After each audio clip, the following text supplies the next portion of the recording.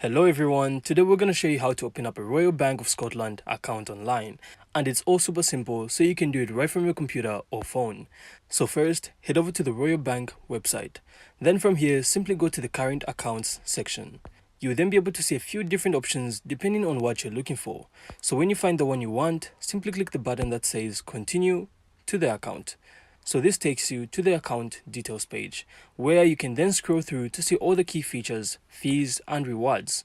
So you also be able to see a button that says ready to apply. So simply go ahead and click that. And when you do, it will then jump to the section that starts with first things first.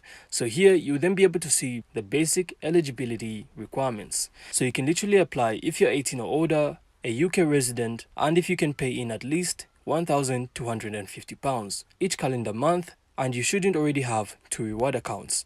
So once you've checked everything, you then head over to the next page. So this part explains how the bank will handle your personal data, including a quick note that they'll use your photo ID and facial image to verify your identity during the process. So right below that, you'll also be asked whether you are an existing Royal Bank customer or just a completely new customer. So just select the one that applies to you, then click next to move on. From there, you then start filling in your personal information and uploading your ID. And once that's done, your application will then be reviewed.